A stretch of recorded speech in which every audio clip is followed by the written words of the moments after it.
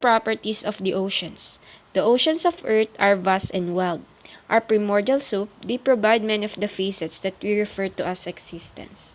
The weather of Earth is controlled by the heat capacity and circulatory heat transfer mechanisms of the ocean currents. Many of our mineral assets, our foodstuffs, and all of our fresh waters have passed through the oceans at some time. The first properties of the ocean is the temperature. The temperature of the oceans is not a constant, nor it is uniform throughout the oceanic mass.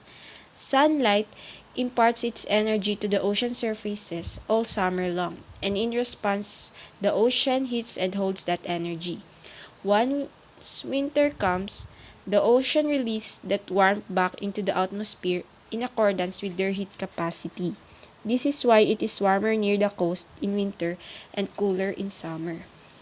Just as the ocean may act as a climate control for a local area, the oceans provide convective heat transfer as they circulate, providing climatic adjustments for every latitude via the thermohaline circulation. These currents are responsible for the cool weather along the U.S. Atlantic coast and the balmy high latitude climate of the Mediterranean. As you can see in the picture, it is a simplified summary of the path of the thermohaline circulation.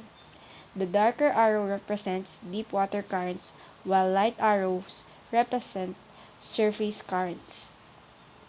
The second property of the ocean is the density.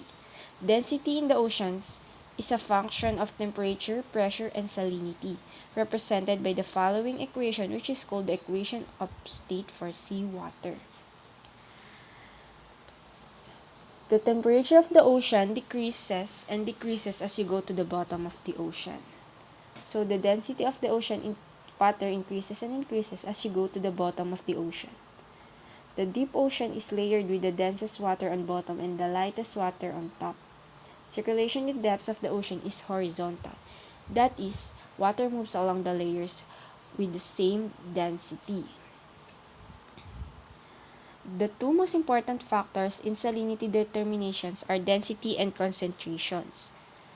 As indicated above, the density of a substance is contingent upon the local temperature and pressure. At a high temperature, seawater expands and is therefore less dense, leading to a lower salinity.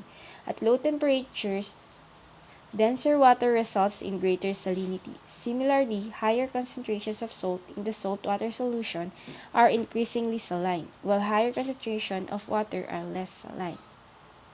Salinity variations in the vertical plane are similarly organized.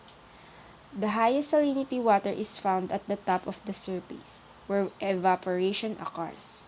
Not far below the surface mixing zone, a sharp decrease in salinity remarks the transition to temperature-based low density and salinity. Thereafter, salinity increases with depth as the temperature drops and the density increases.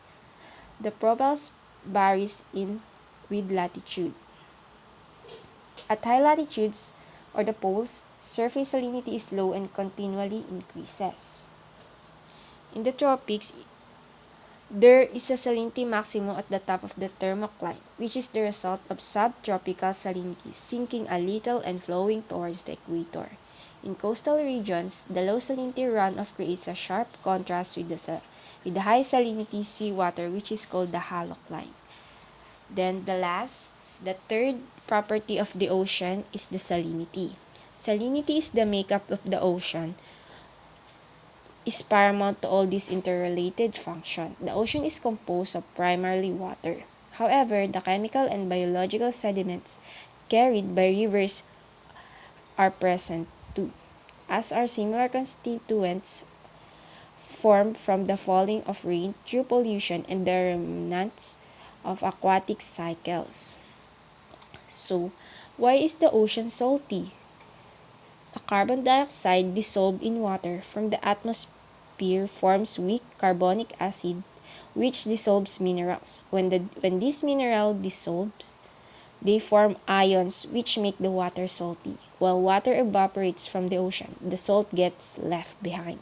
Also, rivers drain in the oceans, bringing in additional ions from rock that was eroded by rainwater and streams. The saltiness of the ocean or its salinity is fairly stable at about 35 parts per thousand. To give you a sense of how much salt that is, it is estimated that if you took all of the salt out of the ocean and spread it over the land, the salt would form a layer more than 500 feet or 166 meter deep.